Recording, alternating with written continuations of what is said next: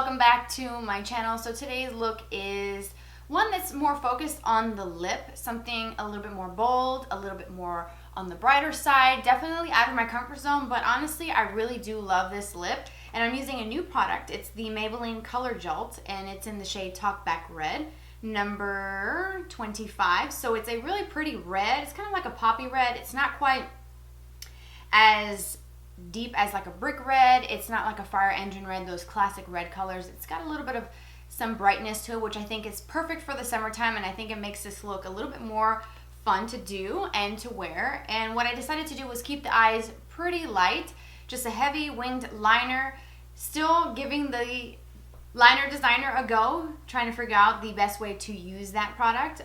Still adjusting, but that's what's giving me that sort of sharp wing here that you see. And just mascara. You could put some lashes on and just really elevate this look a little bit more, but I just wanted to keep it simple and easy. I just didn't feel like messing with lashes, but you could totally do that and sort of customize it to your liking. But I do like this look. I hope that you guys will enjoy this tutorial, and if you want to see how to do the entire face, then keep watching.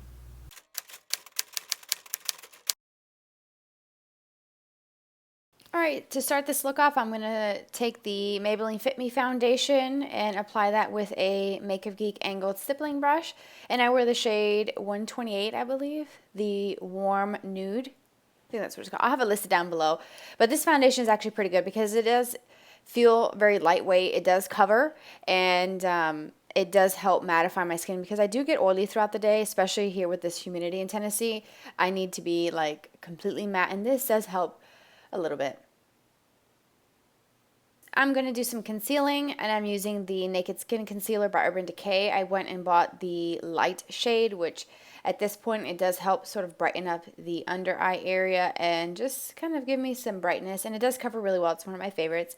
And I'm just applying this under the eyes, around the nose, tops of the forehead, just to kind of bring some brightness. And then I'm going to blend that in with a beauty blender.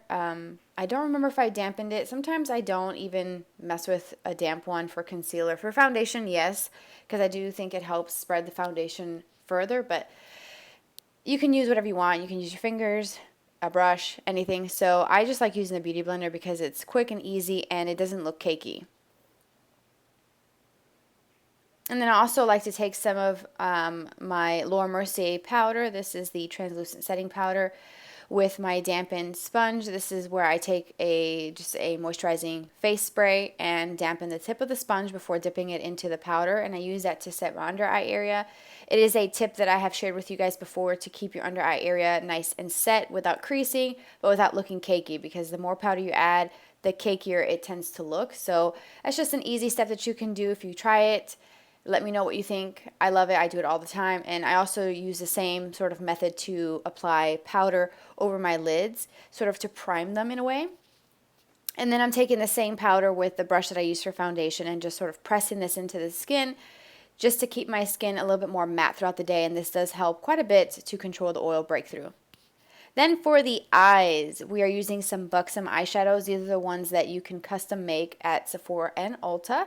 I am taking this light cream shade. This is called Cashmere Craving, and I'm using an e.l.f. eyeshadow brush that I got at the Dollar Tree to apply this all over the lid, all the way up to the brow. And I'm telling you guys, this look is super easy. So I'm just sort of applying a thin layer all over, and then I'm going to go in with the light tan color, and this is in the shade Give Me Gorgeous, and I'm using a Wet n Wild crease brush. I got this, I believe I also got this at the dollar store. If not, it was Walgreens. And I'm applying this to my crease area, and like I said, this is so easy. This is the only eyeshadow that I'm going to be using in my crease, just to kind of define it and add some depth and dimension, but not be over the top. And this is just a very light tan color. It is matte as well. You can use anything you've got, just anything that's just several shades darker than your natural skin tone would work to give you that natural definition in the crease area. Then for some eyeliner, I'm using the Kat Von D Tattoo Liner in Trooper, and I'm still giving this little liner designer tool thing from Beauty Blender a try. And here I am just sort of applying the line for the wing first, and then right now what I'm doing is sort of measuring how far out I went with my liner. I feel like that does help make sure that one wing isn't too far out than the other. But it is something to get used to, like I said before, holding this little device down and also applying it. I'm not the best when it comes to liquid liner. Quite frankly, I suck at this. It is probably one of the most difficult things for me to do makeup wise is to get a wing liner on perfect. And I know I cannot be the only one. This is like a struggle. The struggle is real, you guys. Once I've spent like 5 hours perfecting one wing, we're going to move on to tight lining. I'm going to use the Ardent CN Monster Liner in black. It's one of my favorites for tight lining. It's very creamy. It just glides on. It doesn't pull. It doesn't tug. It stays on the waterline. Nice, rich, and black. Everything you want in a liner is in this pencil. So I love it. And just tight lining here just to make my lash line look a little bit thicker. And then for mascara, I'm using my Holy Grail, which is the Rocket Volume by Maybelline. It is my favorite, and I did sort of fast forward this just a little bit so you guys can see how this mascara does give me lots of length, volume, definition. It makes my lashes look thick without being clumpy. The only downside is that it's quite difficult to remove. Not as bad as a waterproof mascara, but it definitely is a little bit tricky to remove, but it is a really good mascara and I've been using it for years. I cannot say enough good things about it. So just apply your favorite mascara. If you're not going to do any false eyelashes like I did, I would suggest putting on 2 good coats. If you're going to do falsies, then just do 1 thin layer of mascara, put your falsies on, and then you're good to go. For the lower lash line, I'm going to use the Tight Line Mascara by IT Cosmetics, and as you can see, it's got the tiniest little brush, which is perfect for highlighting every single lash that you have. I use this as my mascara on the lower lash line. You can use it as a primer as well. It's really, really great. Now for some face products. Using the Butter Bronzer by Physicians Formula. It's such a good bronzer, you guys, and I have been using this for a few months every time I do my makeup just about. This one and the Benefit Hoola are my go-to. But I'm using a Real Techniques multitask brush, which is the best brush for bronzing. And this is sort of what I do on a regular basis. It is the best. I'm telling you guys, it smells like summer. It looks like summer. It's so pretty. And it gives you such a natural glow. It's not like too orange. It's not too muddy. It's just perfect. Then for a little bit of contouring, I'm taking the Makeup Forever, the Pro Sculpt. This is in the shade 20. And I'm using the Creamy Contour product to add some definition to my cheekbones, and I'm using a mini brush from IT Cosmetics, which is actually pretty good, but honestly I'm gonna say that the ferrule actually came unglued from the handle, so I have to fix it, which I'm not really happy about because these brushes are quite expensive, so I was not expecting that to happen. Even though this is a mini size, I'm like, okay, what's going on here? So I'm gonna have to fix it, but all in all, I think it's a good brush. I probably wouldn't recommend it because of that, even though this is a mini. I don't know if it's not as good quality as the full-size IT Cosmetics brushes, but I just like it because of the shape of it. I think it's perfect for contouring. But you can use whatever you want. You can use really anything, a sponge, regular brushes, whatever. So just adding some contour around my nose as well, just to kind of, you know, do a little something extra because I feel a little sassy. And then here I am just blending out my contour.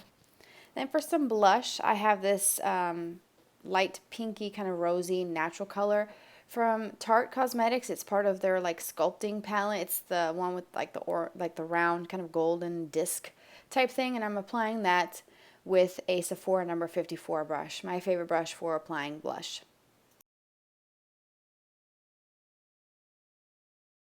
Tip, if you guys end up applying a little too much blush like I do pretty much 99% of the time, I'm taking the same brush that I use for my foundation to sort of blend it out, and that definitely helps soften it if you go a little overboard.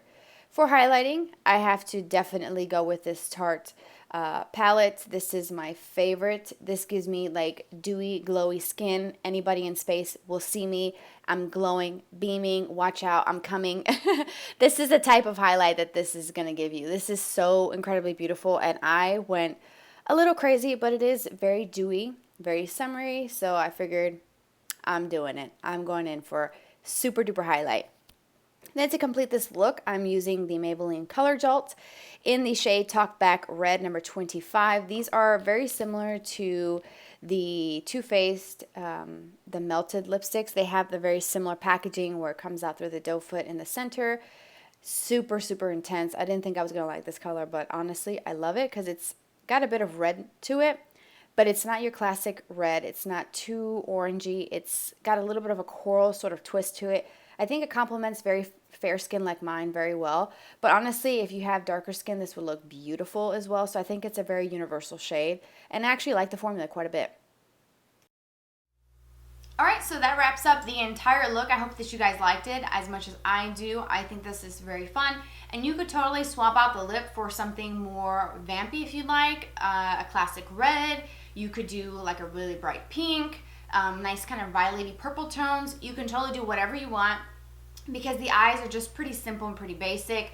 There's not much to it, and the reason why I kept the eyes pretty light as far as shadows is concerned is because I wanted the focal point to be this intense red kind of bright lip, which I don't do very often, and I should because it's actually really beautiful and I think it complements my skin tone really nicely.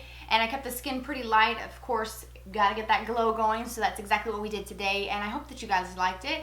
Don't forget to expand the description box if you're interested in seeing any of the products that I use. It's always listed down below for you as a reference. And you can follow me on social media. I got Twitter, Instagram, and Snapchat. It's all listed down below as well. Thank you for tuning in and spending some of your day with me today. I hope you guys have a fabulous day, and I will see you in my next video. Bye-bye.